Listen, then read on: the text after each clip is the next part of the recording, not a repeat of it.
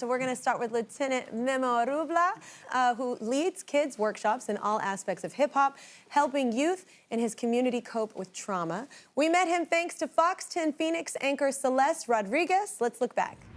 He is a hero both in our community, as so many police officers are, and he really has helped children process through trauma in new ways. What do kids love? They love music. They love hip-hop. They love dance and break dancing, and he does that through Beat Street AZ.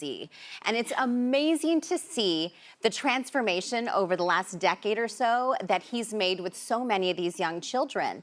And when you think about it, a lot of them are gonna grow up, have families of their own, and they're gonna contribute to society in new ways because of what he's done, and it's pretty amazing. You're gonna love him, he's so great. You start out with the MC class. So the MC class is teach effective communication. We get the kids to write lyrics about their trauma. Then we couple it with the DJ class, which is where we teach music production, and they get to, work on software, make their own beats. Yeah. And then when we segue over to the graffiti class, we use art as a means for them to self-express, again, dealing with whatever trauma they're going through. They learn graphic design, and we couple the graphic design with the graffiti where they design their album cover. So they're basically making their music, their song to the album cover. And then ultimately we end with the breakdance class, and we emphasize fitness and exercise and nutrition, and they choreograph a little piece, and they record their video to their music, to their song. And then we put on a talent show at the end. That's so cool!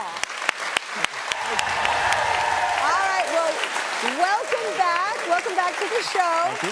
So how have things been at Beat Street since last time we saw you? So it's been great. The exposure has been wonderful. We've had a lot of kids that have shown a lot of interest, and we have a lot more applicants. Super excited about that. And the other thing is, through the exposure of the show, we had a lot of cities reach out and kind of wanted to start a Beat Street in those. It's just me, so I'm like, I can't be everywhere at once. Yeah. So I just kind of gave them the recipe of what we do and just let them make it their own. So just that's what we want. Yes. That's what we want. Everybody to be inspired by what you're doing and start it in their communities. So, way to go, man. So super excited. Super excited. Okay, so you got $10,000. So last time you were here, so how were you able to utilize those funds? We bought some tablets. Yeah. The other thing, we also purchased camera gear. And then on top of that, we hired somebody to, make our curriculum evidence-based, because I think, it's one thing to pat yourself on the back, say, yeah, we kind of do it, but like, I'd rather have measurables, so this way we can start tracking statistics and stuff. So we're super excited. So you know where to improve or how you're doing. Great. That's great.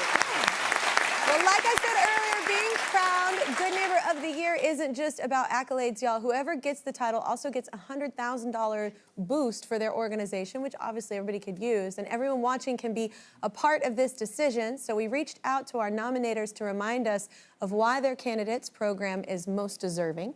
Here's Fox 10 Phoenix anchor Syleste Rodriguez in her own words. Hi, Kelly. I can't tell you how important Beat Street is for our kids here in Phoenix. I urge everyone out there to show some love to Beat Street AZ for Good Neighbor of the Year. Come on. You'll be helping expand the program even more so they can have even more instructors and establish a permanent place for kids to learn to cope with their trauma through rapping, art, and music for years to come. Yeah! Give it up for Lieutenant Memo Arrubla and Beat Street